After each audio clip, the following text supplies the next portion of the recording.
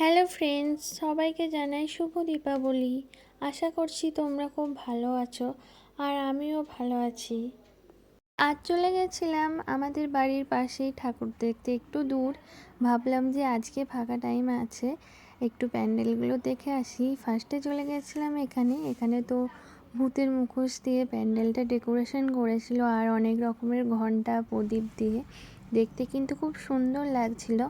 ভেতরটা ছিল অন্ধকার আর অনেক রকম লাইটিং। রাস্তায় খুব ভিড় ছিল, তাই ভেবেছিলাম যে রাস্তার সাইডে সাইডে যে প্যান্ডেলগুলো আছে সেগুলোই দেখব। তারপর চলে গেছিলাম ঘুষকরা বারোয়ারি মাঠে। এখানকার প্যান্ডেলটাও দারুণ করেছিল। আশেপাশে অনেক মেলা বসেছিল, দোকান বসেছিল। ভাবলাম ঘুরবো, কিন্তু সেই রকম তো টাইম ছিল না, তাই তাড়াতাড়ি একটু ভিডিও করে নিলাম আর তোমাদেরকেও দেখিয়ে দিই। মায়ের মুখটা খুব সুন্দর লাগছিল। এই জায়গাটার নাম আমার সেরকম করে মনে নেই, কিন্তু দেখো মা কালীকে কত ভয়ঙ্কর লাগছিল দেখতে, কিন্তু ভয় ভয় লাগছিল। সবাই এখানে আলপনা দিচ্ছিল আর পুজোর জোগাড় করছিল।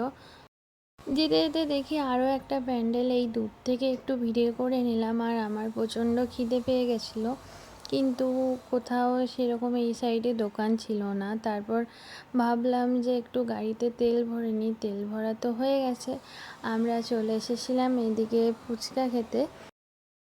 তারপর ভাবলাম ফুচকা তো খাওয়াই হয়, তাই একটু স্পেশাল ফুচকা নিলাম। আমার স্পেশাল ফুচকা ফেভারেট। আর শীতকালের দিনে এই ঠান্ডা ঠান্ডা ওয়েদার ছিল একটু একটু, আর এই টক ঝাল ফুচকাটা কিন্তু দারুণ লাগছিল। ফুচকা খাওয়া তো কমপ্লিট। তারপরে ভাবলাম বিরিয়ানি খাবো, কিন্তু দেখছি রাস্তার সাইডে অনেক মোমো স্টল বসেছে।